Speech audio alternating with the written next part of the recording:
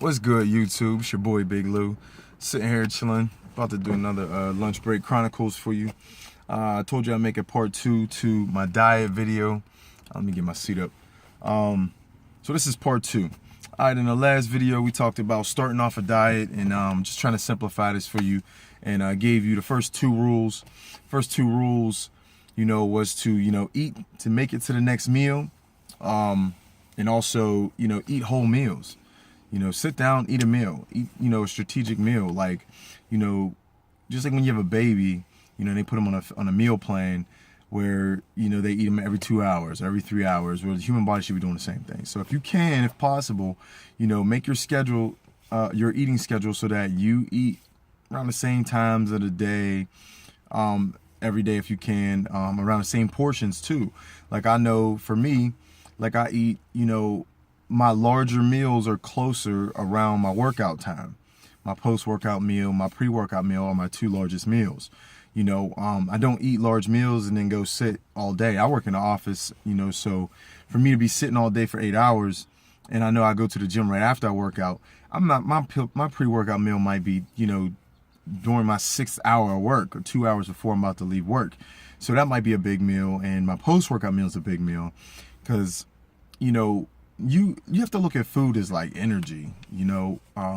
That's what it's for. It's to supply energy for your body in preparation of activity. So if my pre-workout meal is to prepare me for my workout, then I have to look at it like that and eat a large quantity of food, because I'm going to go in the gym for 2 to 3 hours and kill it and crush my muscles, so they need all the fuel they can get. Same with post-workout. Post-workout needs to be a meal that helps get the healing process started, to help replenish, all the, hard work and stuff that I did in the gym that, depleted me. So I need to be able to go and heal and get better and start the process as quickly as possible. Before I get started, shout out Pittsburgh in the building. We won that Stanley Cup. I'm not really a big hockey fan, but I support my city, and every team in my city, whatever they do, got to be about your city. But back to the diet plan. I'm going to give you 2 more rules today. Okay, the third rule I want to focus on is water, fluid intake. There's too many fluids out there that people like to play with, that add additional calories to your diet, but also can contribute to either increasing your metabolism, be a good source of antioxidants, but also to, they have a lot of chemicals in them and things like that. So I want you to simplify your fluid intake. Your fluid intakes, I take it down to 3 things. You got alcohol, water, and coffee, pretty much. So those are the 3 different categories that I pretty much stick with. And just think about that. If you take your calories from fluids, or, the amount of fluids that you consume, and you limit it down to just those 3 categories, look at all the different things you're eliminating. You're eliminating so much sugar from fruit juices and sugar from milk. A lot of people don't look at milk as a sugary drink, but if you look at any gallon of milk that you buy from the grocery store, look at that sugar content. It's usually between 20 to 26 grams of sugar per serving, which is usually around 8 ounces. That's sugar. Skim milk is sugar water at that point. If you had to choose between the milk, fat, and the sugar, you're better off getting the fat. You're much better off as fat. But going into why fruit juices are bad because of the amount of sugar, obviously. People don't look at sugar as fat.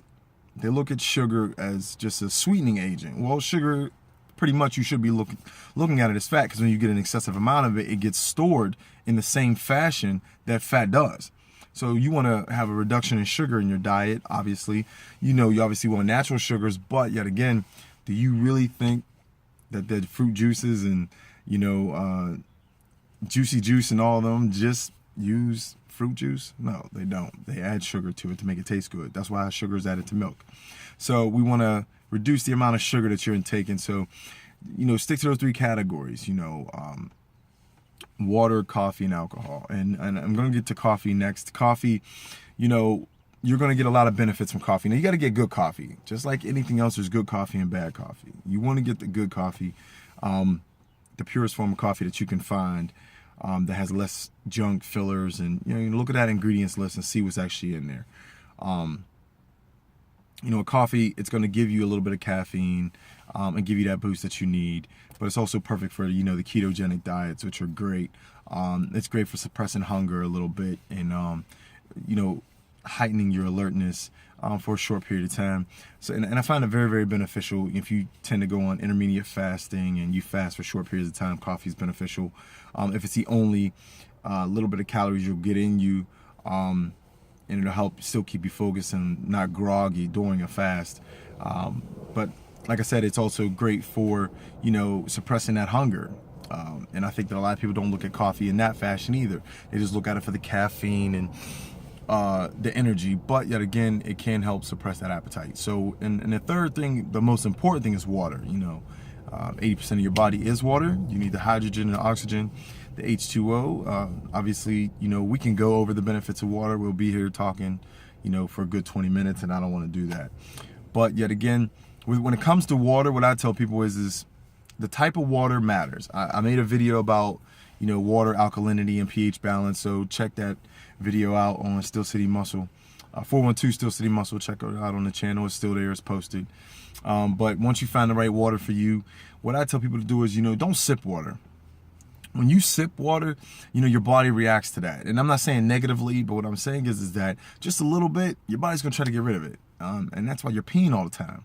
When you drink water, drink full glasses. When I drink water, I drink full glasses at a time. Usually I do 2 glasses. So I carry around a water bottle with me everywhere I go. It's usually about a good 16-ounce bottle. And I might say, let me fill this up twice and drink it.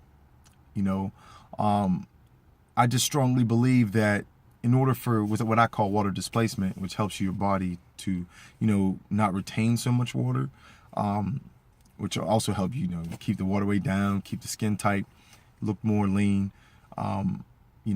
You have to consume a large amount of water at once, let it pass through your body, then the body will let that water come out and also take excessive amount of water that's stored underneath the skin with it. So I will do two big glasses of water. That's 32 ounces of water. If you go by the guidelines of, I'm gonna have 1 ounce of water per pound body weight, or a gallon a day, that's 120, 28 ounces, I believe. And, that can be really, really difficult. And you're going to go that sipping route and just sip all day. And you're looking at like, wow, I still got half a gallon left at the end of the day.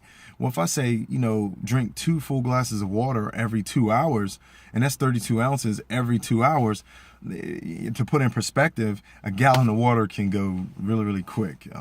Actually, you can go through 2 gallons really, really quick. So, try that with your water, see if it works for you. Try 2 glasses of water, the 2 glass rules, what I like to call it. Those are the 2 rules I want you guys to stick with. Like I said, make dieting simple. I posted a new workout, a new free workout on the website, 412steelcitymuscle.com. Check it out. It's my Saturday workout. It's my easy workout, the easiest workout I do during the week, every week consistently. I will make a video about that, describing that workout, going into detail, the purpose of the workout. Made a few changes on the website. Some new products are coming up soon, few redesigns, things like that. So, shout out, to some new members who I got coming to the team. I want a small team. I got a few new ambassadors who I will be announcing here shortly. Still looking for a couple of female ambassadors. So if you know anybody who's hardcore, or, not just hardcore, you can define hardcore by just dedicated. Who's really dedicated and being a good example for other women and other people in general to motivate them in an honest, genuine fashion. Shout out, send an email, 412steelcitymuscle@gmail.com.